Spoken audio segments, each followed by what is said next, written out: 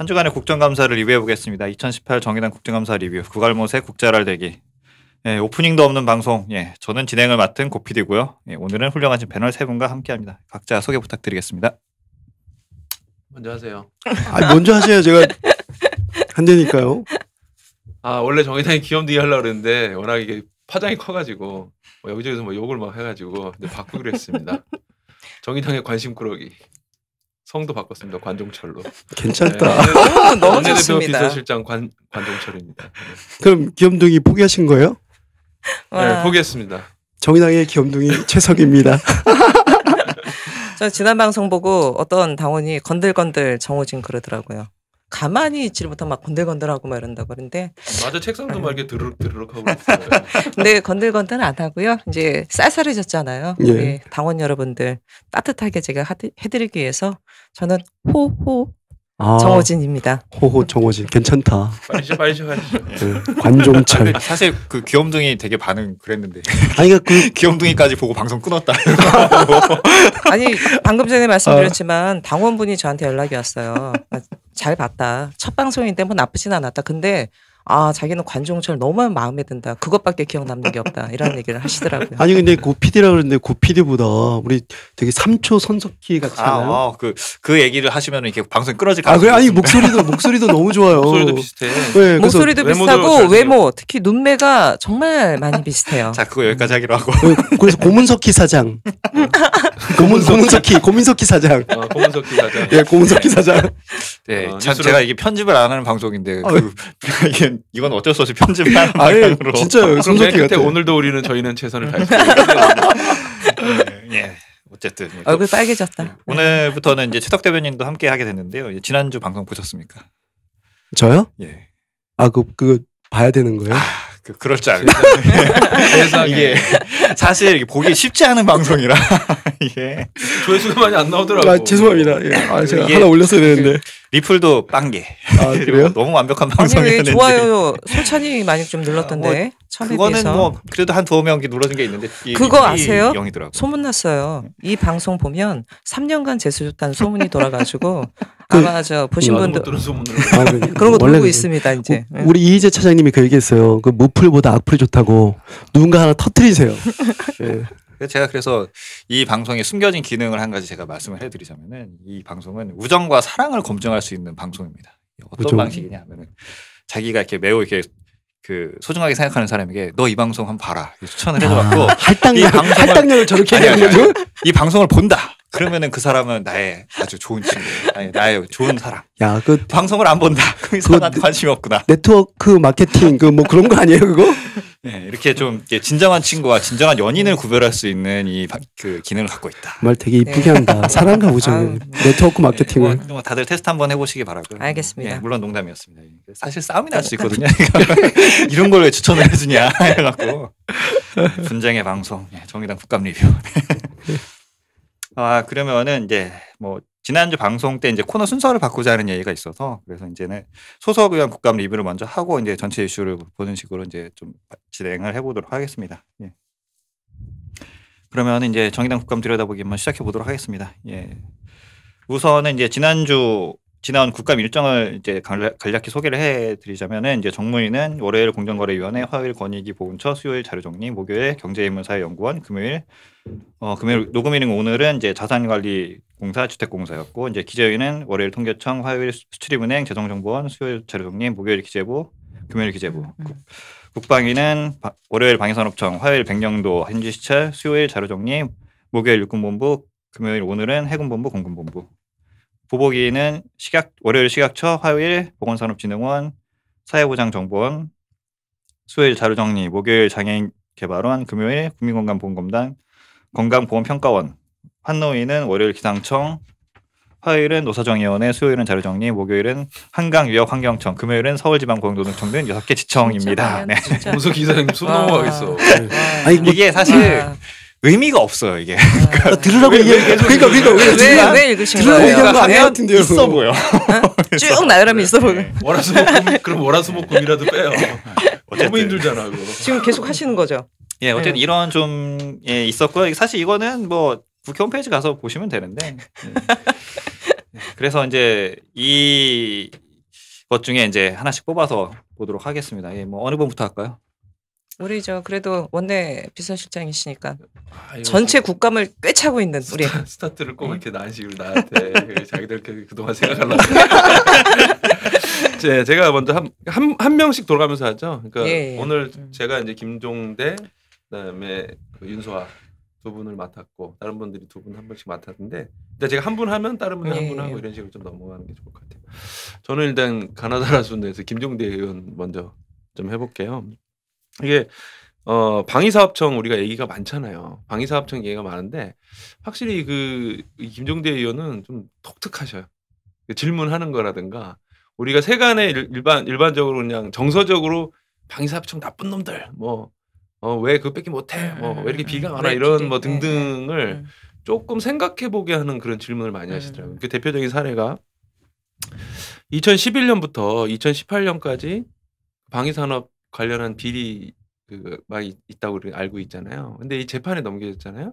근데 이 무죄율이 한 몇 프로 나올 거라고 보세요? 높지 않을까요? 상당히 높으니까 그렇게 말씀하신 거 아닌가? 몇 네. 프로 정도? 그 프로테이지. 한 7, 80%? 너무 높게 잡으신 그래요? 검찰을 해체해야지. 이거는 검찰이 아 그러면 기소해가지고 50%가 50% 근사치로.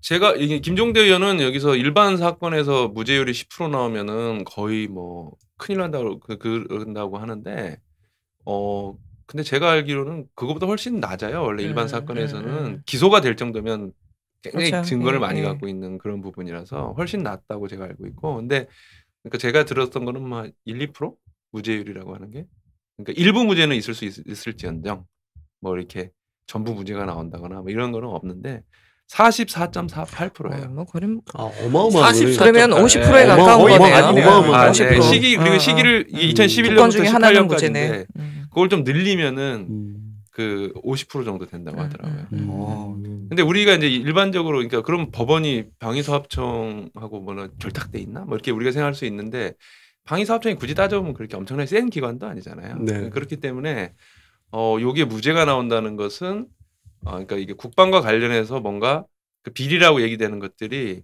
사실은 이제 법원이나 이런 데서 분석을 열심히 해보니까 이게 비리라고 보기는 어려운 어떤 부분들이 있구나 이렇게 되는 모양이에요. 근데 이제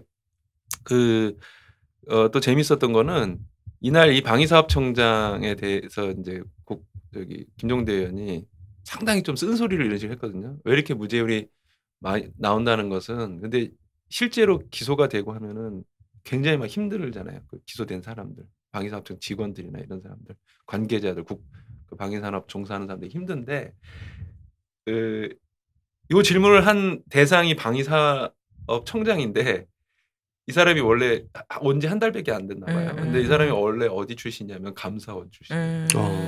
그리고 방위산업청 관련해서 기소를 하게 되는 결정적인 이유가 감사원에서 감사했을 거 아닙니까? 엄청나게 조져가지고 이거 다 구속감이야 뭐 이런 식으로 했는데 그 감사위원이었다는 거예요. 그러니까 김종대 의원이 어디가 제일 책임 많습니까? 그러니까는 이 청장이 가만히 있다니까. 감사원이죠. 그래서 감사위원 하다 오셨죠? 그러니까는 뭐 이렇게 하면서 되게 막 말을 못 하더라고 잘. 근데 그럼 무죄를 받는 이유가 증거가 불충분하다는 얘기인 거예요? 아니면 그것까지는 제가 자세하게 네. 알지 못했는데 어쨌든 결과만 보자면 감사는 좀 무리하게 기소를 했다는 거 아니에요? 그런 경우가 꽤 그러니까 무리한 감사일 수도 있지만 세간에 방위사업청과 관련된 비리나 이런 부분들은 워낙 많이 있었잖아요. 예. 그렇기 때문에 사실 감사원 입장에서도 당연히 뭐 문제가 있는 부분에 있어서 감사를 그렇다고 뭐 무리하게 아주 과도하게 했을 것 같지는 않은데 저는 도리어 다른 문제 아닐까요? 근데 어쨌든 관행적으로 이게 이렇게 될 수밖에 없는 거가 어떤 룰에 맞지 않았고 뭐 그래가지고 이제 지적이 됐는데 근데 그 부분이 어쨌든 법원에서는 판단을 좀 달리한 것 같더라고요. 그래서 저도 처음에 야 이게 뭐지? 뭐 했는데 김종대 의원이 만약에 이렇게 무죄율이 높게 나온 것이 실제로는 그 절반 가까이가 무죄가 나오는데 실제로는 죄가 있는데 무죄율이 너무 높다 이런 거였으면 김종대 의원이 아마 지적을 했겠죠. 네. 너무 이렇게 짬짬이고 방위사업청에서 자료를 잘 안 내놓고 증거 같은 걸 은폐하고 이런 걸 지적했었는데 그게 아니라 그러니까 너무 감사원이나 이런 데에서 남발. 뭐 이렇게 되고 있다. 이런 부분은 짚어야 된다. 그래서 참 독특했어요. 제가 이거 보면서. 아니 근데 가장 이 지금 말씀하셨던 것 중에 가장 눈에 띄는 거는 감사원에 계셨던 분이 방위사업청장이 됐다라는 거 그 자체. 예. 그러니까 이제 방어하는 네. 입장이 네. 되잖아. 네. 이제 그러니까 야 내가 이거 옛날에 막 지적해가지고 막 그 구속하라고 막 했는데 이게 아니네 이렇게 인식할 수 있는 계기가 될 수 있겠죠. 그래서 여하튼 우리가 좀 일반적인 상식으로 갖고 있는 거를 좀 뛰어넘어야겠다는 생각 하나 들고 하나만 이 김종대 의원에서 말씀드리면 우리나라가 이제 전 세계에서 보면은 R&D 투자비가 정부 투자만 이제 5위 정도 되거든요. 그리고 국방비로만 보면은 엄청나게 많은 액수를 안정적으로 수십 년간 지급하고 있는데 우리나라 근데 이제 무기 수출이라든가 이런 그가 한 15위, 16위 정도 된다고 해요. 그런데 이제 이스라엘하고 이제 비교를 해보면 이스라엘 스웨덴하고 비교를 해보면 어쨌든 이제 무기 산업이나 방위 산업 관련 얘기하면 이스라엘은 국방비가 우리나라 절반이고 그리고 국가 규모도 7분의 1인데 우리보다 무기 수출을 8배 정도 한다. 스웨덴은 국방부가 우리나라의 6분의 1인데 국방비가 우리보다 수출을 6배 정도 한다. 그러니까 산술적으로 계산해도 36배 역량 차이가 나는 거거든요. 6분의 1인데 6배 정도 되는 거니까. 근데 이 부분에 대해서 이제 그런 얘기를 하더라고요. 김종대 의원이 과기부 장관한테 이제 R&D 우리나라 그 투자해가지고 연구, 정부가 이제 연구시킨 실적에서 그 연구의 성공률이 몇 프로냐 그랬더니 높다는 거죠. 낮겠죠. 높아요. 높다는 거죠. 높다는 거예요. 될 거만 한다는 거니까. 될 그렇죠. 되는 것만 그렇습니다. 하는 거구나. 김종대 의원 설명으로는 99%라고 그랬는데 그게 잘못된 거지. 근데 제가 볼 때는 99%까지 나올까 싶은데 90% 이상은 확실한 것 같아요. 근데 이스라엘은 그럼 몇 프로냐? 이스라엘은 30%라는 거예요. 정부 R&D에서 그 저기 성공률이 그래서 연구 과제의 성공률이 30%고 김 의원의 표현대로 따르면 60%가 넘으면 그 연구 관계자가 처벌받는다. 뭐 한 거냐 너 도대체 되는 것만 한다고. 되는 것만 한다. 해가지고. 굉장히 의미 있는 거다. 그러니까 기초과학에 그쵸. 접해야 되는 자세인 거지 그러니까. 다양한 연구와 맞아요. 관련된 실험을 허용하게 그렇죠. 했다라는 거 아니에요? 네. 실패하면 못 그래서 가나게. 그 퍼센테이지가 그렇게 높지 않아도 허용되기 때문에 성공률이 그래서 이스라엘은 굉장히 도전적 과제를 한다는 거예요. 근데 그래서 30% 성공한 것 중에 굉장히 써먹을 게 많은데 우리나라는 90%가 성공하는데 쓸 게 없어. 그러니까 이스라엘은 뻔한 건 안 한다는 거죠, 사실은. 그러니까 뻔한 건 안 하고 새로운 거. 걸 개발하시고 그런 부분을 좀 지적을 하면서 우리나라 그리고 좀 냉정한 얘기로 우리나라가 국산화율이라고 하는 거에 요즘 목표를 너무 많이 얘기하고 있는데 세계 뭐 어느 나라를 가봐도 뭐 미국 몇 개 정도 제외하고는 아까 스웨덴조차도 국산화율이 그렇게 높지 않다. 50% 뭐 항공기 중에 50%밖에 안 되는데 우리나라는 막 65% 막 하는데 그렇게 하는 게 아니다. 그런 어떤 이렇게 수치에 목매지 말고 일단 무엇인가를 할 수 있게 이렇게 해서 하는 게 중요하다. 그러면은 그 예전에 저기 뭐야 그 전차에서도 엔진을 못 만들어 파워팩을 못 만들어 갖고 그거 저기 벤츠 거 파워팩을 쓰면은 전차 가는데 이게 우리나라 그 파워팩 못 만들어 갖고 문제되고 있었던 것도 사실 그냥 그렇죠. 그 얘기도 합니다. 그 얘기가 뭐냐면은 이제 K2라는 전차 아마 이름은 들어보셨을 텐데 흑표 그렇죠. 이름은 들어봤습니다. 예, 막 강 잠수에서 막 지나가고 막 이런 거 그게 사진 K2구나. 나오고 그게 K2인데 우리나라 엄청 자랑했거든요. 근데 이게 파워팩이라는 게 굳이 따지면은 항공기로 보면 엔진 같은 거예요. 구동력. 예. 근데 우리나라가 이제 이게 그 개발 계획이 잘못된 게 핵심 그 어떤 신기술과 어떤 그 무기를 만들 때는 항공기는 일단 엔진을 개발해 보고 그치. 엔진이 개발되면 네, 그 다음에는 네. 이제 붙여서 하면 된다는 거예요. 할 수 있다는 거예요. 근데 우리나라는 일단 만들자 그런 다음에 엔진은 언제 만들래 그러면 2년 후에 될 거야 뭐 이런 식인 거죠. 그러면서 겉에 한번 만든 거야 먼저 디자인 그래서 이제 그 들어가만? 흑표 그 K2가 파워팩 2년 안에 만들어질 수 있다는 업체 관계자의 말만 믿고 딴 걸 다 만들어 놓은 거예요. 그 다른 스펙은 그러니까. 되게 좋아요. 그 전차가 그런 거죠. 아니 그러니까 심장은 만들어 놓지도 않고 외관만 만들어 놨다는 거 휘황찬란하게. 근데 그게 안 맞았다는 거 아니에요? 그래서 그거- 그 파워팩을 개발을 못 하니까 그거는 나머지가 날아가는 두산에서 거예요. 했었죠. 두산에서. 어느 회사인지 모르겠어요. 하여간 그게 계속 그 엔진 개발을 못 해갖고 그 제대로 된 전차 생산이 안 되는 거예요. 그래서 벤츠는 맞았답니까? 그러니까 독일산 엔진을 쓰면은 그게 가능한데 가능한 출력이 나오는데 국산 엔진을 쓰면 고장이 나거나 안 된다는 거예요. 그런 일들이 있었는데. 그렇죠. 군 생활할 때 저희도 우리 K1 뭐 M16이 아니라 K1 갖고 소총. K1 소총 갖고 있는데 보니까 K7이 나왔더라고요. 소음기가 장착된 소총이 있더라고요. 얼마 전에 뭐 만들었다고 신기하더라고요.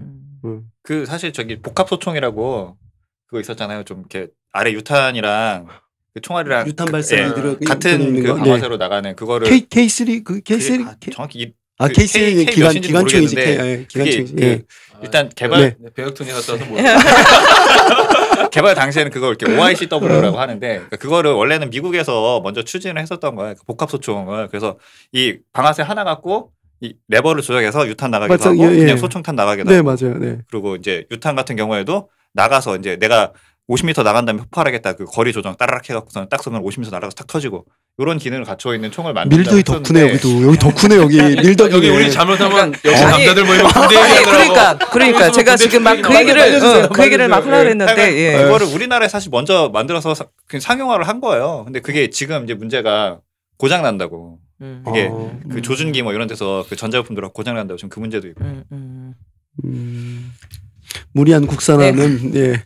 고장을 볼 수 있다. 이거 사실 제가 이 말을 할 게 아니라 아까 무기 수출 얘기가 나와서 제가 한마디 하고 싶은 게 우리나라 되게 이상한 무기 수출하고 있는 거 아세요? 모릅니다. 뭔가요?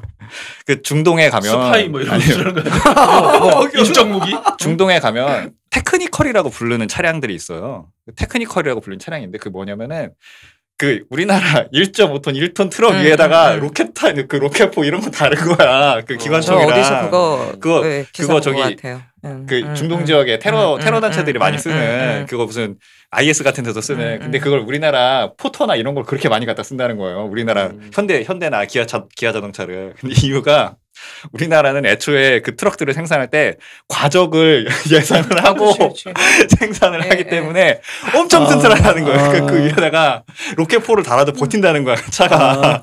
그것도 무기 수출이 아니라 그 차를 수입해다가 기반 기술을 그렇게 조립한다는 거 아니야. 그 이제 중고차를 잔뜩 수입을 해갖고 거기서 무기로 바꿔 쓰고 있다는 게 있더라고요. 네, 뭐 하여간 남자들이 모이면 이렇게 군대 얘기를 그러니까. 아니 저는 뭐 무기 얘기했는데 전혀 다 모르는 무기여가지고. 네, 뭐 다음 소식 넘어가도록 하죠. 예, 다음 이슈. 제가 할까요? 네. 방금 전에 벤치 얘기가 나와서 우리 저 최혜선 의원이 지난 월요일 날 그 공정거래위원회 그 국감했던 더 클래스 효성 관련돼 가지고 질의했던, 그러니까 국감했던 내용을 좀 말씀드리겠습니다. 제가 뽑은 제목은 뭐 물론 이제 최선 의원 보도 자료도 있긴 한데 재벌이 권력층을 죄송합니다. 이거 NG 잘라주세요.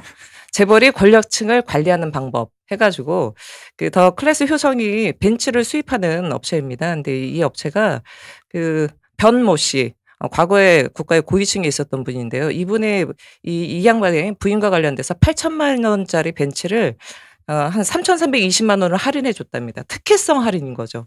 3,320만 원이면 거의 뭐 우리나라 중고가 중고 차량 가격인데 그래서 8천마리 벤츠를 4,650만 원에 구입을 해줬다라는 거죠. 그래서 이게 언론에서도 솔찬히 좀 보도가 됐고 김상조 공정거래위원장 같은 경우도 심각합니다. 조사를 해보겠습니다. 이런 식으로 얘기했다는 거죠. 근데 문제는 뭐냐면 이렇게 특혜성 할인이 벤츠를 구입하는 모든 분들한테 해당되는 게 아니죠. 특혜 일부분 권력층 좀 이런 분들에게만 한해서 되고 있다는 거고 요 과정을 또 숨기기 위해서 벤츠 측에서 관련된 내용을 또 교묘하게 숨기고 이랬던 부분들이 좀 나옵니다. 특히 이제 이 할인이 보통 회사가 마진율이 12%인데 이 할인된 금액이 이 12%보다 엄청 굉장히 많이 높게 되거든요. 그러다 보니까 이러저러 문제가 좀 많이 제기가 됐는데 최선 의원이 지적했던 부분 중에서 가장 주목되는 부분은 이런 것 같아요. 뭐냐면 이런 기업들이 사실은 자선단체가 아닙니다. 마진을 남겨야 되는 그렇죠. 거잖아요. 돈 벌려고 하는 건데. 지금 3천만 원이 넘는 정도의 할인을 해줬다라면 이 할인 폭에 대한 부분들을 다른 데서 그렇죠. 사실 찾는 거거든요. 그렇기 때문에 그 밖에 일반 소비자들한테 일단은 벤츠를 구입할 때 관련된 혜택이나 이런 부분들을 더 줄이거나 특히 관련돼서 이 업종에 종사하고 있는 노동자들 쥐어짜거나 이런 문제로 지금 나타나고 있기 때문에 죄송합니다. 목소리가 왜 이러지? 그래서 이런 부분에 문제제기를 좀 강하게 좀 했고요. 25일 날 종합감사가 있을 예정인데요. 최선 의원께서 이제 백유영 더 클래스 효성 대표 증인으로 지금 신청한 상태입니다. 그래서 요 사실은 이후에도 좀 지켜봐야 될 것 같고요. 뭐 충격적인 사실이다 이 정도로 김상조 공정거래위원장도 밝혔기 때문에 이후에 이런 부분들이 어떻게 좀 근절되는지 예의주시할 필요가 있을 것 같습니다. 아니 그러면 명한테 깎아줬다는 거예요? 그러니까 지금 확인된 부분은 변모 씨의 부인에게 일단은 예, 그렇게 된 그 건데 사람만은 아니겠네. 그렇죠. 비단 그 한 사람만에게 하진 않았겠죠. 다른 사람들에게도 예를 들어서 뭐 권력치기를 한다면 그 정치계죠. 이런 분들에게 사실은 뭐 이 양반 부인에게만 했겠냐라는 거고. 사실상의 벤츠 다 뇌물이죠. 조사해. 벤츠. 다 조사해. 그러니까 그게 혹시 뭐 김영란법이라든가 무슨 뭐 이렇게 대가성이나 이렇게 관련된 건 아니고요. 그런 건 아니고요. 이것저것 의미를 다 붙였습니다. 당사 지원금 450만 원, 재구매 지원금 뭐 72만 4천 원, 고객 지원금 2,700원. 나름대로 자기네가 그리고 이쪽에서는 맨 처음 했던 얘기가 뭐냐면 이 분이 주변의 지인들에게 벤츠급을 독려를 해서 우리 차 판매를 많이 해줬다. 아 막 그런 것들을 갖다 이거는 다 붙인 붙여놓은 거죠. 건데. 네. 네트워크 마케팅 거기서 들어갔네요. 사랑과 우정 할인이 들어갔네요.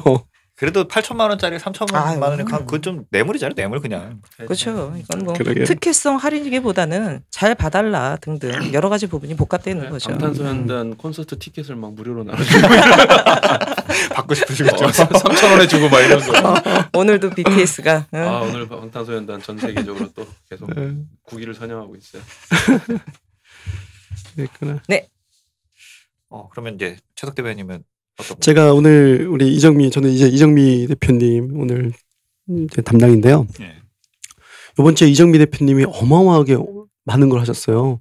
그래갖고 하나를 못 뽑겠더라고요. 그래서 제가 이정미 대표님 그 비서실에 갔죠. 의원실에 가서 보좌관하고 만나봤는데 그 박항주 보좌관님하고 얘기를 했어요. 기자 3명하고 제가 같이 앉아갖고 얘기를 했는데 제가 알아둘 수 있는 건 이분이 한국말을 하고 있다라는 것 빼고는 제가 못 알아듣겠더라고요.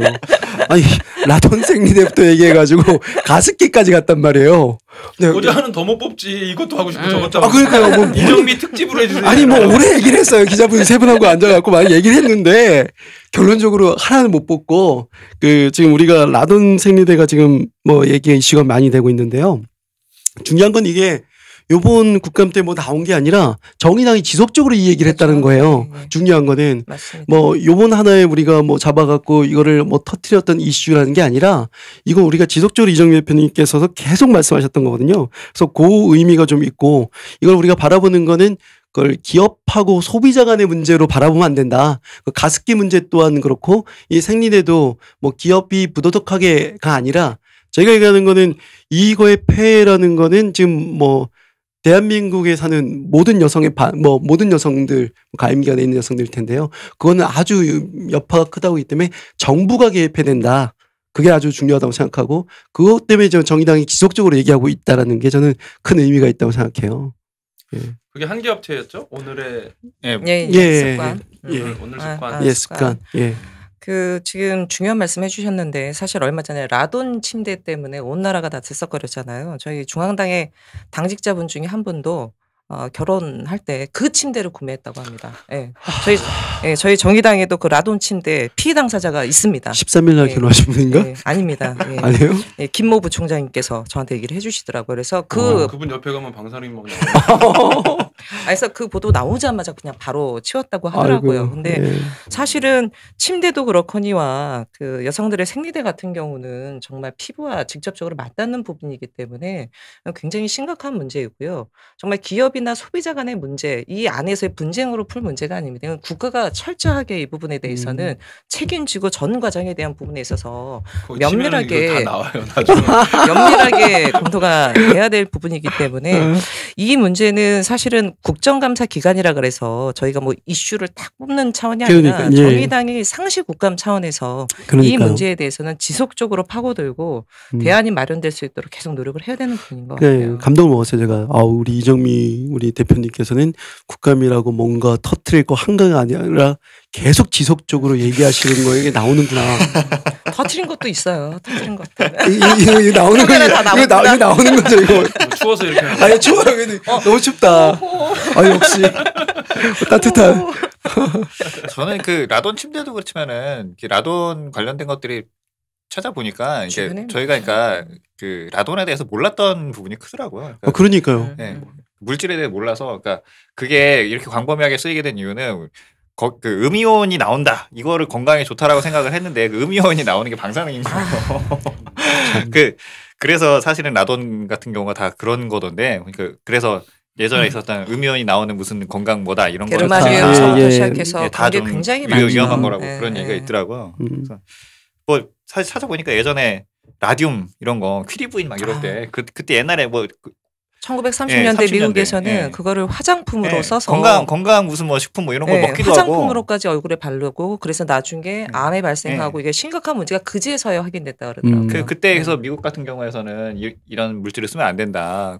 그렇게 됐었던 거고 음이온 관련된 뭐 이런 거 나왔을 때도 일본 같은 경우에도 뭐 진작에 사실은 음이온이 사실은 다 그런 거다라고 해서 다 사용을 안 하고 있다는데 우리나라는 아직까지 그걸 하고 있다고. 음이온이 그게 다 그런 거예요? 예, 뭐 음이온이 나온다 뭐 이렇게 광고를 하는 거는 일단은 좀 의심을 좀 해봐야 되는 거고. 근데 워낙 요즘엔 뭐 100세 시대 건강 이런 부분에 대한 관심이 높다 보니까 음이온이 나와서 건강이 좋아진다 그러면 완전 붐이잖아요. 예, 모든 게 다 붐이 되고 뭐 홈쇼핑이나 이런 데서 다 그게 팔고 이러니까. 음이온 자체가 약간 유사과학이더라고 보니까. 약간 뭐. 제가 이저 원래 과학 덕후로서 이 방사능이 알파, 베타, 감마 뭐 이런 게 있거든요. 근데 이제 그 중에 감마는 이제 엄청나게 센 그 뭐랄까 치료 파장이 짧은 치료 아닙니까? 해가지고. 치료? 의료 치료에서 감마선 뭐 이런 부분 뭐 근데 이게 있잖아요. 너무 세면, 위험해가지고 예를 들면 여기다가 이제 뇌 종양을 수술하지 않고 해야 될 때 그러면은 이 감마선은 이걸 뚫고 지나가거든요. 그 X선이나 감마선은 뚫고 지나가기 때문에 그래서 뚫고 지나가면서 뭘 파괴할 수가 있어요. 그래서 여기 머리를 쪼개지 않고 뇌종양을 하려면 짧은 순간에 여기를 이렇게 쪼여가지고 거기만 뇌종양을 죽이게 하는 그런 게 이제 감마선이고 그러니까 음이온 하니까 음이온이면 전자일 거 아니에요.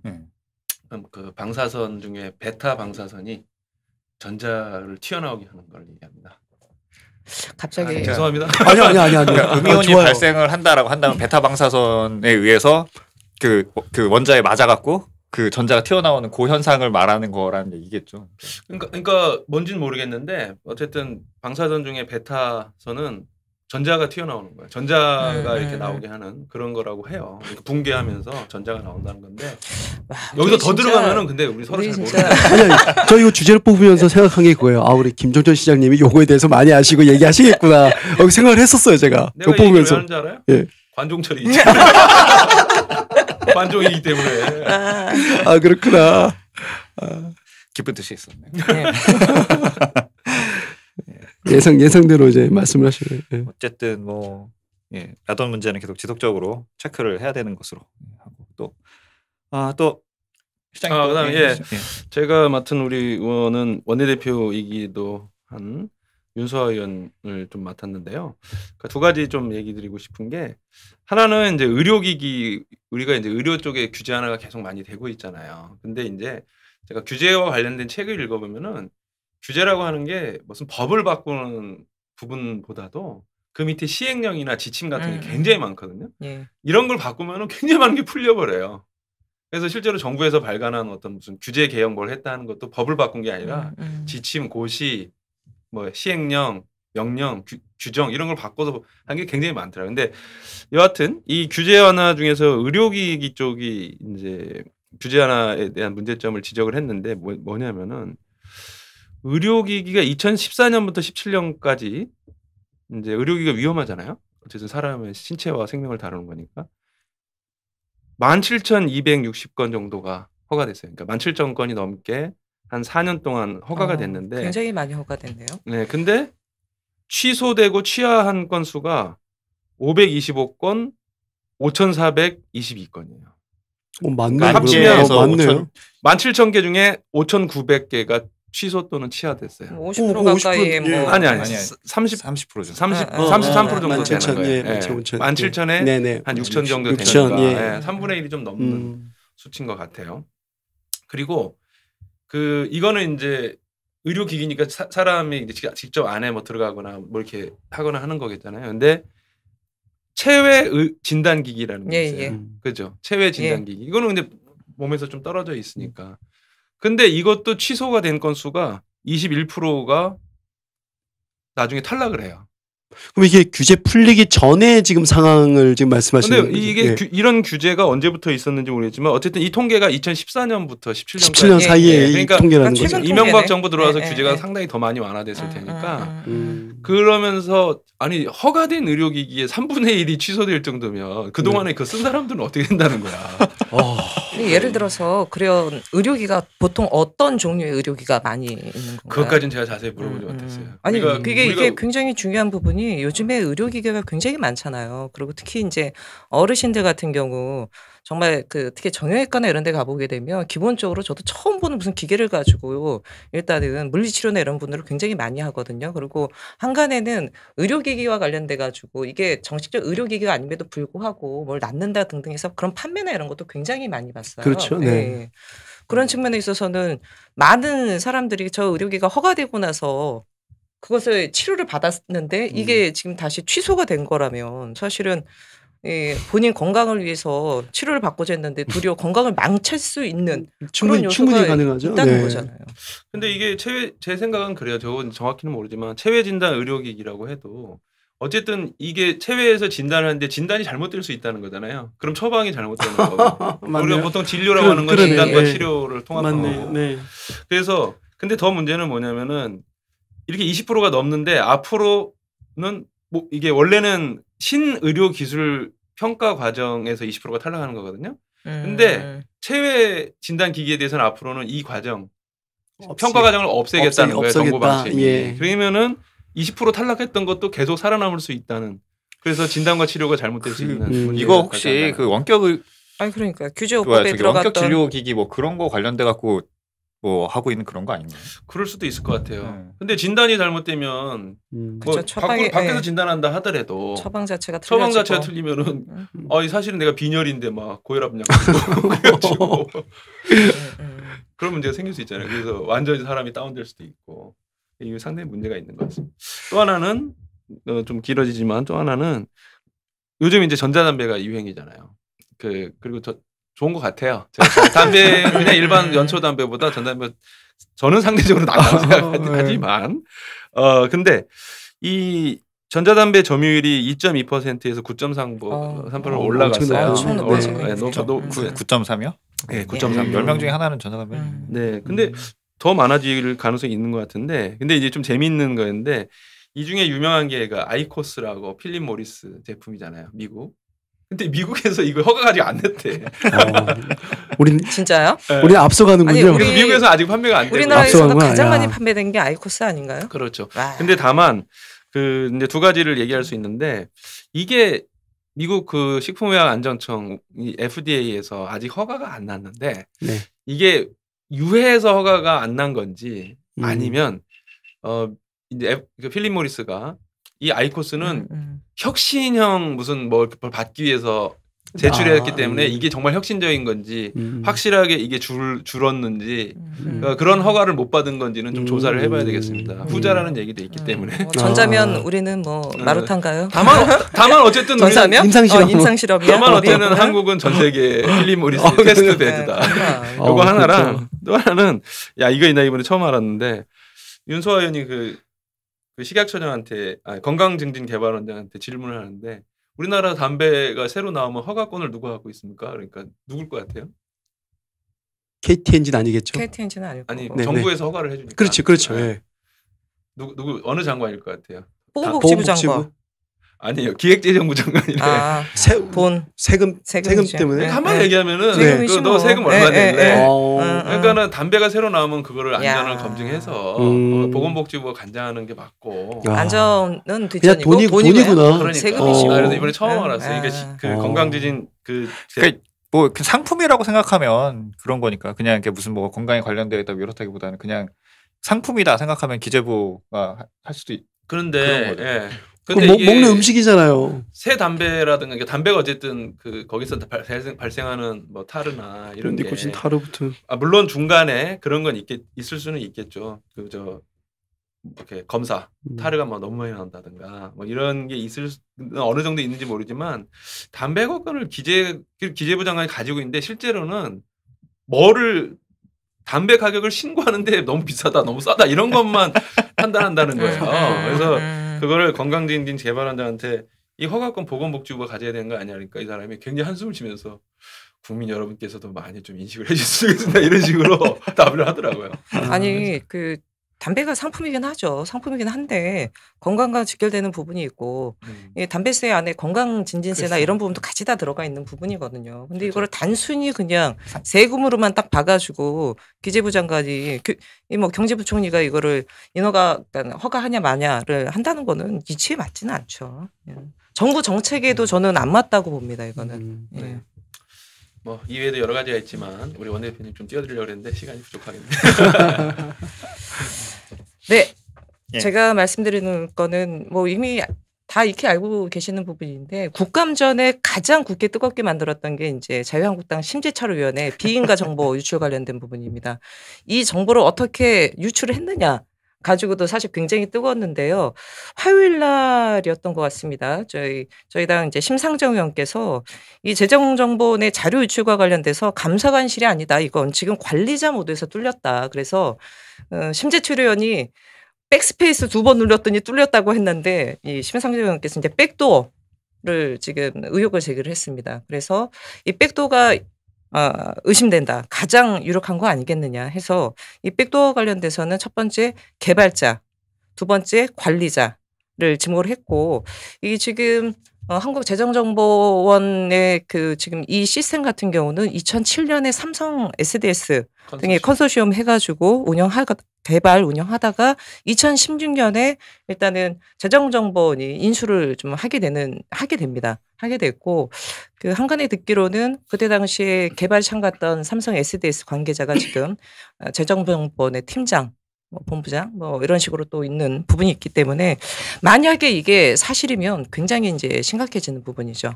브리핑에서도 말씀드렸지만 대한민국 전자정부가 아니라 지난 10년 넘게 동안 삼성이 뒷문 열고 대한민국 주요 정보, 재정과 관련된 정보부처의 모든 예산을 이 시스템을 통해서 다 하고 있는데 자기 좀 손바닥 안에 보듯이 꿰뚫어 봤다라는 거고 이건 뭐 진짜 삼성공화국 전자정부죠 이렇게 되면. 사실이라는 거를 전제로. 그렇죠. 사실이라고 한다면 굉장히 좀 심각한 문제이고 국감에서 이제 심재철 의원 같은 경우는 계속 본인이 이 문제와 관련돼서 해명하고 변명하는 국감으로 일관되고 있는데 상대적으로 이 건이 굉장히 큰 건임에도 불구하고 삼성을 걸고 넘어져서인지 언론에서는 생각보다 많이 지금 저도 지금 그 비춰지지 부분이 되게 이상하다고 않고 생각해요. 있습니다. 예. 별로 말이 안 돌아요. 심상정 의원의 문제니까 음.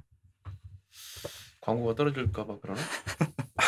저도 이거 관련해서는 저도 관심이 좀 많아서 몇 가지 찾아봤는데 제가 제일 이상하다고 생각하는 거는 일단 정보가 별로 없어요. 생각보다 이게 되게 큰 건임에도 불구하고 제가 찾아봐도 여기 어떻게 접속하느냐에 대한 것도 한겨레에서 보도한 거가 전부인 것 같고 경향에서 좀 다뤄주고 기사 관련돼서 그래서 이제 거기 이제 보도가 된 거가 사실이다라고 생각을 했을 때 사실이다라고 판단을 하고 보면은 이제 9단계라고 했었잖아요. 접속 단계가. 근데 뒤에 이제 들어가는 5단계는 사실 뭐 이렇게 폴더 안에 들어가는 수준이기 때문에 경고문은 뜬다 하더라도 뭐 그건 그렇게 중요하다고 보기는 어려운데 앞에 4단계가 되게 중요해요. 앞에 4단계가 이 재정정보 시스템 예산 배정 결과 메뉴로 이동을 해서 1단계, 2단계는 검색 결과가 안 나오는 잘못된 키워드와 검색 시기를 입력. 이게 되게 중요해요. 2번. 그러니까 오류 화면을 일부러 띄워야 되는 거. 그 검색 값이 안 나오는 특정 검색어를 넣어야 된다는 거예요.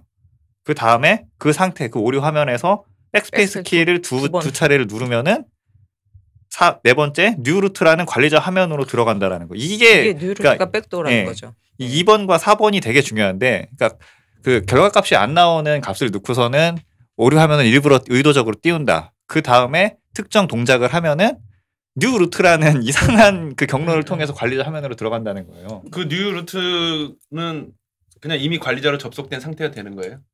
그러니까 그 관리자 화면으로 들어가는 경로의 주소가 뉴루트래요. 그러면 일단 관리자 화면이면 그것도 관리자 비밀번호를 그러니까 입력해야 돼요.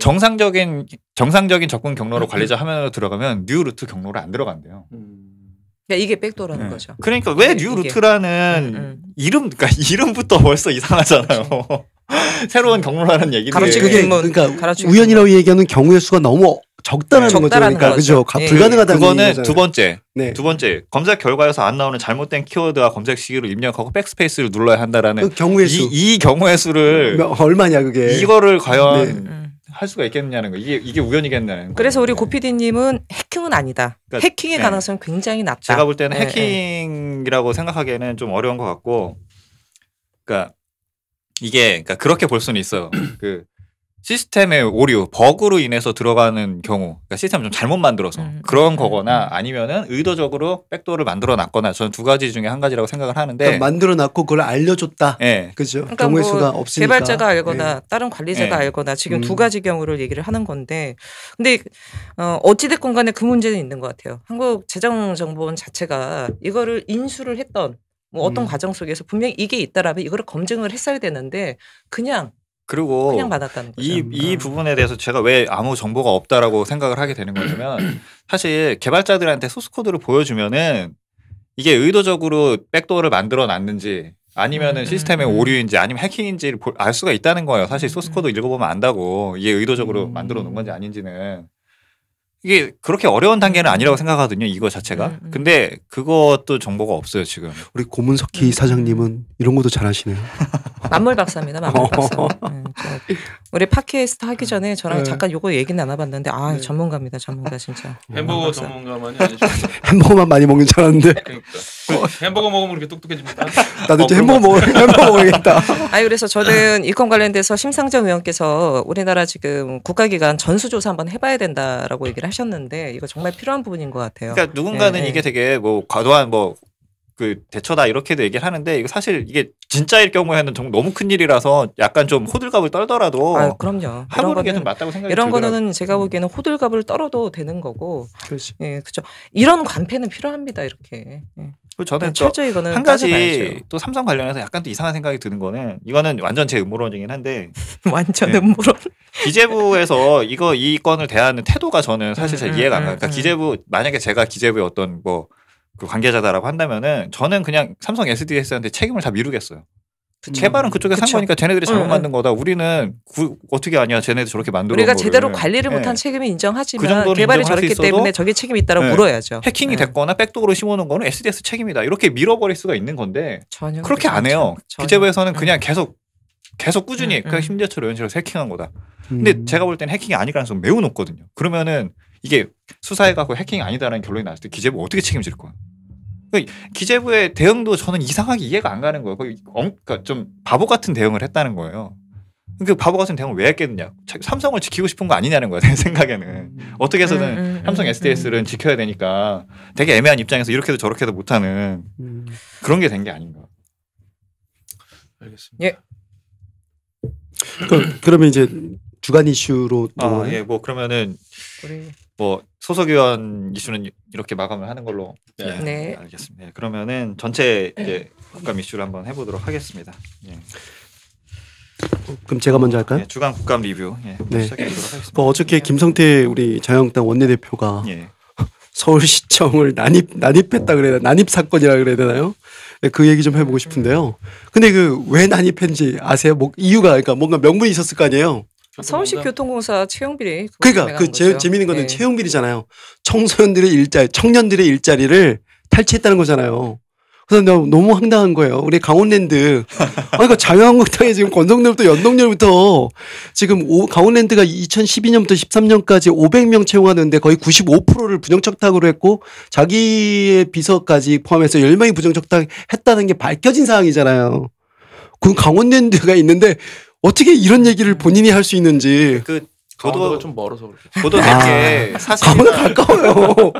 그 보도된 게 사실이라 하더라도 본인들이 그런 말 할 입장은 아니라는 아, 거죠. 그러니까. 그러니까 저는 국정감사니까 자유한국당에서 뭐 할 수 있다고 봐요. 그 대신 말씀하셨듯이 아직까지 당군 일의 최대 채용비리 사건이 강원랜드에 이 그러니까요. 비리가 예. 아직도 그 거울이 네. 자유한국당 앞에서 번쩍번쩍 거리고 있는데 네. 오늘은 그 기구까지 만들었어요. 제가 보니까.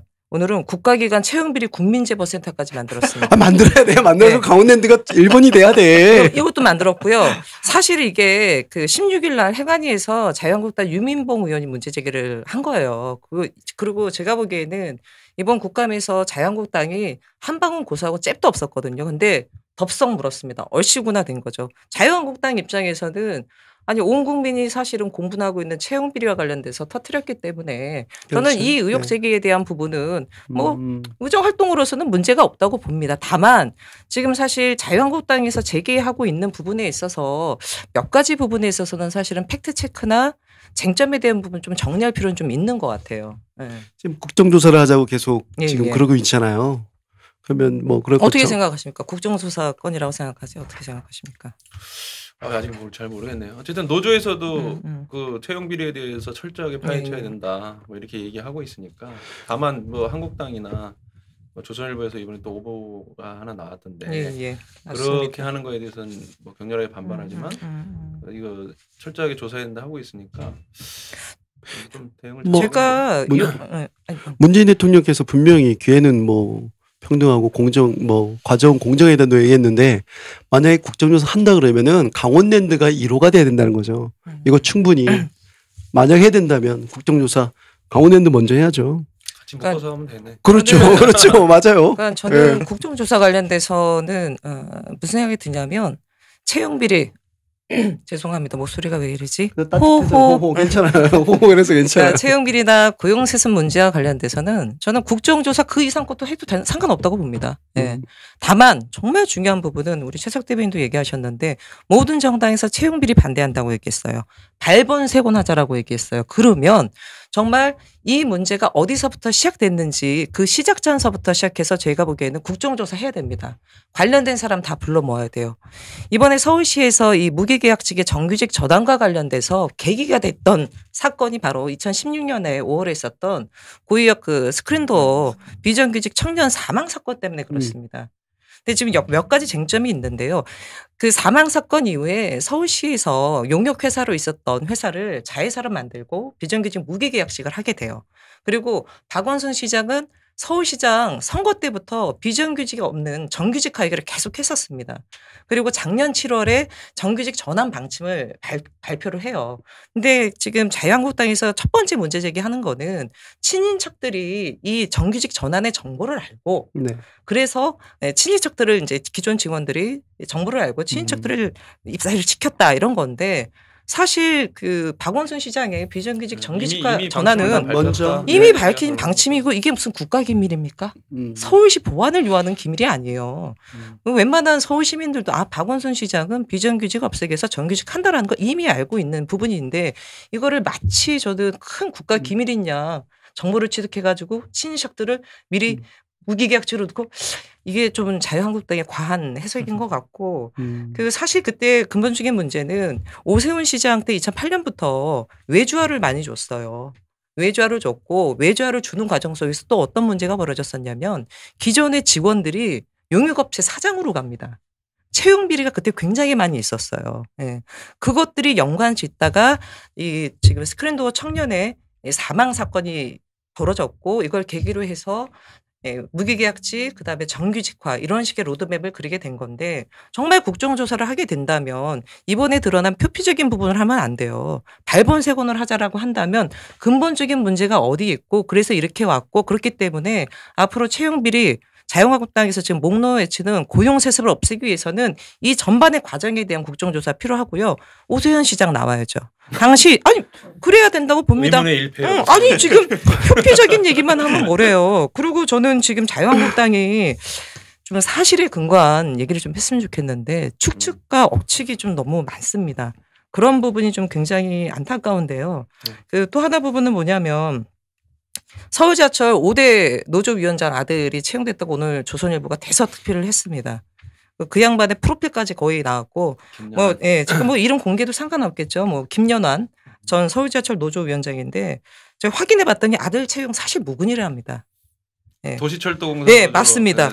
당시에 음. 민주노총 소속이 아니라요. 그 56호선 5678 도시철도공사 당시에 5대 위원장이었던 김땡땡 위원장 저는 뭐 이름은 아는데 이분으로 추측된다고 합니다. 이게 정말 사실관계 다른 부분으로 이렇게 좀 하고 있고 또 하나는 지금 노조가 개입됐다. 응? 지금 문재인 대통령 박원순 시장 귀족 노조의 커넥션이다. 채용비리 게이트다. 이런 식으로 묶으면서 노조가 전수조사를 반대했다. 그거를 사실 근거로 하거든요. 그 근거가 이제 전원통신이라는 부분인데 제가 좀 확인을 해봤어요. 저도 이것 때문에 좀 너무 민감해서 확인해봤더니 그때 당시에 전수조사 한다고 해서 요청했던 부분이 뭐냐면 처가의 처가 이제 신상 공개까지 다 적는 거였어요. 8촌까지 적는 거였답니다. 그래서 노조가 이거는 과도한 신상털이다. 개인정보 유출과 인권 문제가 심하니까 전수조사 할 수 있다. 다만 그 공개 범위를 어디까지 할 것인지에 대한 부분을 노사 간에 합의를 하자라고 요구를 했는데 그 합의가 안 된 부분이었다고 해요. 그러다 보니까 내가 알기로는 그게 그건도 있는데 서울시가 이제 이런 문제 생기고 나서 전수조사할 땐 다 응했고 그게 아니라 이제 노조에서 그 서울시 그러니까 이 공사 인사처장이 부인하고 딸을 부정 채용했다라고 해가지고 그걸 그러니까 가족 채용에 있어서 문제가 있다고 계속 문제 제기하니까 회사에서 나만 나쁜 놈인가 이러면서 그러니까 그 인사처장과 경영진이 우리 다 까보자 이래서 인사처장에 대해서 문제 제기하고 있는데 야 니네 친척들 다 저거네 뭐 이렇게 하니까 이게 뭐 하는 짓이냐 해서 응하지 말라 이렇게 했던 부분이라는 거죠. 이거과는 상관이 없는 부분이라는 거예요. 아니 그리고 인사처장 얘기 나왔으니까 저는 그분은 옹호할 생각이 전혀 없어요. 옹호할 생각이 없는데 그 인사처장 부인이 이번에 명단에서 누락돼서 인사처장 같은 경우 바로 직위 해제가 됐잖아요. 근데 그 인사처장 부인이 그 급식실에서 일을 했다고 합니다. 근데 입사 연도가 언제인 줄 아세요? 2001년. 네, 2001년입니다. 이거는 상관이 없는 거죠. 전혀 상관이 없는 거여서 사실 제가 좀 궁금한 건 뭐냐면 지금 자유한국당에서 얘기하는 객관적인 몇 가지 근거가 있죠. 지금 무기계획직에서 정규직 전환되신 분들이 총 몇 명이죠? 네, 지금 1258명 중에 108명, 8.5%가 지금 기존 직원의 친인척이라는 부분이에요. 그러니까 평균적으로 보면 굉장히 높은 수치예요. 예. 그러니까 선뜻 납득하지 않는 부분은 맞습니다만 너무 길어지는데. 아니 그러니까 이분들이 언제 입사했는지나 이런 부분들을 한번 확인해 볼 필요가 있다. 그리고 자유한국당이 얼씨구나 좋구나 해서 받았지만 이거 잘 판단해야 된다. 자유한국당도 이걸 무슨 채용비리 게이트로 그냥 단순하게 정쟁거리를 몰아가서는 안 된다. 발본 세원하자. 저는 국정조사 필요하다. 그 대신 다 까자. 네, 전체 다 까자. 저는 이렇게 봅니다. 네. 네. 저는 이거 관련해서는 그러니까 뭐 한 발짝 살짝 떨어져서 저는 뭐 노조 문제 같은 건 좀 모르기도 하고 살짝 떨어져서 생각을 해보자면 일반인 시선으로 보자면은 제가 걱정이 되기도 하고 또 제 친구들이나 이런 사람들에게 말해주고 싶은 거는 그러니까 노조라고 천사들이 모여 있는 집단은 아니라는 거죠. 그러니까 문제가 있을 수 있죠. 문제가 있으면은 해결을 하면 되는 거고 또 이런 문제가 있다는 이유로 노조를 없애거나 노조를 하지 말아야 하는 건 아니라는 저는 그 얘기는 꼭 해주고 싶었어요. 그러니까 이게 뭐 이거랑 크게 관련은 없지만은 그 지금 뭐 아이쿱 생협 관련해 거기도 뭐 노조 문제 있잖아요. 근데 거기서 이제 그 사측에서는 이 사람들이 노조를 구성하면 안 된다라고 말하는 게 이 사람들이 라면도 땡겨 먹고 부도덕한 사람이다. 그러니 노조를 만들어서 안 된다라고 그런 식으로 자꾸 주장을 하고 있는데 근데 설사 그게 사실이고 그렇다 한들 그런 사람들도 관련된 부분에 처벌을 받는 건 받는 거고 노조를 구성할 수 있다는 거죠. 별개의 문제죠. 별개의 문제인 거죠. 그럼요.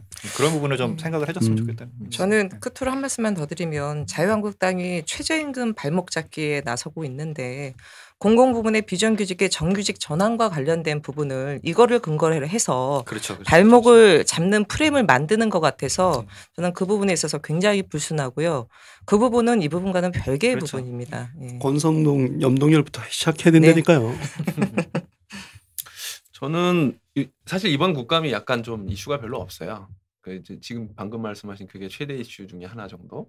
근데 그러다 보니까 이제 뭐 이슈 잡아내기가 좀 쉽지 않은데 그냥 저는 단순한 거 약간 우리 장하성 청와대 정책실장님 좀 분발하시라고 쓴소리를 좀 하나 하면은 이분이 이제 장하성 정책실장이 가끔 무슨 얘기를 하는데 비판을 받는 경우가 많아요. 뭐 해석을 잘못하거나 그런 경우인데 뭐 논쟁이 되는 이슈를 제기했으면은 뭐 그건 논쟁의 찬반 당사자가 있는데 그러니까 15일 날 통계청이 국정감사를 받았거든요. 예. 통계청이 생긴 지 처음으로 받는 거예요. 지금 생긴 지 한 28년 됐는데 처음이에요? 처음 국정감사 받아요. 이게 왜 우와. 받냐면은 그만큼 이슈가 별로 없는 그냥 통계만 발표하는 데인데 진짜. 정권 코드에 맞는 통계를 낼 사람을 이번에 선임한 거 아니냐. 새로 된 사람이 예, 이제 예. 강신욱이라는 분인데 이분에 대해서 이제 공격하려고 한 건데 뭐 그에 대해서 해명을 다 했어요. 그런 거 아니다. 어쩌고저쩌고 다 설명했는데 여기서 이 문제가 장하성 실장 얘기가 왜 나오냐면은 장하성 정책실장이 이렇게 얘기했습니다. 가계 총소득이 186% 증가할 동안, 그러니까 가계 총소득이 두 배 가까이 증가할 동안에 가계 평균 소득은 90%밖에 안 늘었다. 그러면은 이게 소득 불평등이 확대됐기 때문이다. 이렇게 얘기를 한 거예요. 가계 총소득은 막 그러니까 200% 가까이 된 건데 이거는 90% 평균 소득은 90%밖에 안 늘었으니까. 근데 이게 논리적으로만 봐도 불가능한 얘기가 이렇게 잘 사는 사람이 많이 가져가도 평균 소득은 어차피 똑같이 나오게 마련이거든요. 그러게요. 근데 그러니까 이게 논리적으로 말이 안 돼. 이제 결과적으로는 뭐냐면 이 통계청장이 그 사실 장하성 실장이 잘못 해석한 거죠. 왜 그러냐면은 가구가 늘어난 거예요. 네. 1인 가구 그렇죠. 늘어나고 가구가 엄청 많이 늘어났죠. 그리고 옛날에는 가게가 한 가게 가구가 3, 4인이었으면 지금 2, 3인이잖아요. 그러니까 벌어들인 소득이 줄잖아요. 네, 네. 그러니까 평균 소득이 줄어드는데 우리 장 실장께서 흥분하셔가지고 네. 이게 불평등이 확대된 거다. 그러니까 총계청장이 겸연쩍게 약간 좀 잘못 해석하신 거죠. 그래서 우리 장하성 실장 앞으로 통계 해석하실 때 잘하시라고 일침을 놨습니다. 대변인 최석 대변인도 뭐 하나. 제 거부터 시작했다는 여기부터 시작했다가 이게 이렇게 커졌어요. 사장님. 교통경찰한테서. 그렇군요. 고문석기 사장님. 네. 그러면은 뭐 우리 사장님이 하나 던져주시죠. 저도 뭐 시간도 남고 하니까 우리 얼마 정도죠 시간? 1시간인데요. 1시간 넘지 않았나? 아직 안 아니에요? 됐습니다. 아. 사실 다들 관심을 안 가질 거를 제가 좀 하나를 뽑아왔는데 그 과방위에서 그 신용현 바른미래당 의원이 15일 날 질의를 했던 건데 이게 15일 두 번 다 질의를 했던 건데 이제 그 슈퍼마이크로사라는 회사가 있어. 그 메인보드를 만드는 회사인데 이 회사에서 만든 메인보드에 해킹 칩이 박혀 있다. 이게 스파이 이제 칩 그거, 이 보도가 이제 블룸버그 비즈니스 위크에서 보도가 돼 갖고서는 그게 미국에서는 좀 논란이 있었어요. 그래서 그게 이제 미국 서버 같은데 클라우드 서버 같은데 많이 들어가기 때문에 이제 거기서 정보를 빼간 것이 아니냐 중국이 뭐 이런 논란이 있었던 건데 근데 몇 가지 좀 짚어봐야 되는 게 사실은 되게 큰 문제긴 한데 왜냐하면 이 슈퍼마이크로사의 메인보드가 대부분 다 이거서 그러니까 그 서버에 쓰는 클라우드 서버 같은 경우에 메인보드 같은 경우에는 슈퍼마이크로사 아니면 레노버 거 다 쓰는데 사실 둘 다 중국이랑 관련이 되어 있는 회사고 하다 보니까 이게 만약에 사실이다라고 하면 전 세계에 있는 모든 메인 서버를 못 쓰는 거예요. 그 서버형 그 메인보드는. 근데 사실 한 단계 더 들어가서 따지고 보면은 이 슈퍼마이크로사는 대만계 미국인 회사예요. 그러니까 어쨌든 미국인 회사예요. 대만계긴 해도. 그리고 이 생산을 중국에 맡겼던 거예요. 근데 이 문제 때문에 이것을 이제 중국을 거쳐온 메인보드를 쓰지 말아야 한다라고 한다면은 아까 제가 말씀도 드렸지만은 레노버랑 슈퍼마이크로사 두 개밖에 없기 때문에 사실상 고를 수 있는 메인보드가 없어요. 근데 그거 관련해 가지고 좀 일축하지 않았나요? 그 회사들이? 그러니까 아니 이런 게 어딨냐? 우리는 그런 거 없다고 다 회사들에서는 당연히 이제 반대 얘기가 나왔는데 미국 내 음모론자들이. 네, 미국 내 음모론자들이 한 얘기다. 그거 재밌는 거였는데 누군가 그 구글 책임자인지 아니면 FBI인지 누구한테 그렇게 질문을 하니까 담당자가 그런 기사 좀 읽지 마세요. 그러니까 정답이네 정답. 저도 이게 그 논란은 많이 됐어 미국에서도. 그래서 이 슈퍼마이크로사 주식이 하루 만에 40% 가까이 떨어진 거 이랬었거든요. 막 이랬어 막 이렇게 되고 막 그랬었는데. 역시 카더라가. 아니 그러면 신영현 의원 바른미래당 신영현 의원 국감에서 질의하고 저도 언뜻 보니까 뭐 기무사랑 우리 국정원에 뭐 합쳐서 뭐 751대 했는데 우리 국정감사는 어떻게 좀 마무리됐나요? 그러니까 그 신용현 의원이 질의를 한 것도 이제 그 세태 그러니까 어느 정도 퍼졌는지 파악을 해라, 실태 파악을 해라 이거였던 거고 그래서 이제 뭐 관련해 갖고서는 몇 대 쓰고 있다라고 나온 건데 사실 이제 그것도 그거지만은 지금 파악이 안 되고 있는 거 연구기관이나 사설 서버 같은 데 많이 쓰고 있거든요. 근데 사실 그게 더 중요할 수도 있어. 그래서 그런 부분 아직도 파악이 안 된 부분이 많이 있고 한데 근데 이게 해프닝으로 넘어갈 수도 있는 게 그러니까 이 블룸버그에서 뉴스 나오고 나서 그 뒤로 사후 뉴스는 없어요. 블룸버그에서 펑 터뜨리고 만 거예요. 그리고 관련해 갖고 제 친구한테 물어봤더니 이제 보안 일을 하고 있는 친구한테 물어봤더니 그 기사를 링크를 시켜주고 근데 걔가 딱 보더니 메인보드에서 뭔 정보를 빼가냐고 일단 그 얘기를 해서 그래서 자세히 더 있는 기사를 보면은 메인보드에 이더넷 부분에 칩이 붙어 있기 때문에 그 이더넷이면은 인터넷 네트워크 관련된 부분이거든요. 그래서 이제 그러니까 통신 정보를 쏴줄 때 그 정보를 특정 주소로 보낼 수 있는 그 기능을 할 수도 있다라고 그런 식으로 해석을 하기도 하는데 그렇게 된다 하더라도 일단 이더넷으로 넘어온 정보는 암호화되어 있기 때문에 그걸 빼간다 한들 01010101이기 때문에 사실 좀 가치가 없는 정보일 가능성이 높고 그리고 제 친구가 결정적으로 집어준 거 하나는 눈에 뻔히 보이는데 왜 거기 하드웨어에다 그걸 하겠냐고. 네, 여긴 저만 문과생이에요? 아니 저도 문과인데요. 저 잘 모르는데 그게 굉장히 아니, 조그마다면서요. 안 지금 다 보인다면서요. 알아듣고 지금 이렇게 말씀하시죠. 그러니까 굉장히 작긴 한데 아니, 안 보인다 그러던데 너무 작아서. 그러니까 제 친구 그게 입장에서는 굉장히 작긴 한데 어쨌든 눈에 하드웨어에 눈에 보이는 걸 심어 놓으면 기능도 한정적일 뿐더러 자기가 해커라면 소프트웨어 해킹을 하지 그거를 하드웨어에 박아놓지는 않는다. 이거는 약간 구시대적인 그 발상이기 때문에 아닐 가능성이 높다는 얘기를 하더라고. 그래서 이거는 좀 이렇게 해프닝으로 넘어갈 가능성도 크다. 그리고 근데 이게 이제 이 기사가 내포하고 있는 문제점은 이제 미중 간의 무역 전쟁의 어떤 뭐 그런 그런 부분이 뭐 있네요. 중국에 대한 지금 나쁘게 하는 거. 그런 게 아닌가 싶어요. 근데 이게 또 중요한 게 뭐냐면은 이거 갖고 왜 이렇게 그 주가도 막 떨어지고 이런 좀 반응이 나왔냐 하면은 화웨이에서 이미 한번 전적이 있어요. 화웨이는 자기네 자사 스마트폰이랑 이런데 백도어를 심어놓은 걸 들켜갖고 자백도 했어. 백도어 맞다고. 근데 그게 무슨 악의적인 백도어가 아니라 그 저기 무슨 사용자의 어떤 사용 패턴을 확인하기 위한 그런 것 같다는 식으로 해석을 해명을 한 걸로 아는데 그러니까 중국은 이미 한 번에 전적이 있는 거예요. 아니 세계 곳곳이 다 백도어네. 세계 곳곳이. 이미 중국은 한 번 전적이 있기 때문에 이번에도 그런 것이 아니냐라고 해서 좀 논란이 있었던 거죠. 사실은 심각한. 네. 뭐 좋은 친구 주셨네요. 사랑과 우정을 얘기할 때 우리가 만물 박사야 만물 박사. 모르는 분야가 없어. 뭐 또 더 짚어보실 만한 게 있었나요? 아닙니다. 뭐 저는 이 정도 오늘. 그렇군요.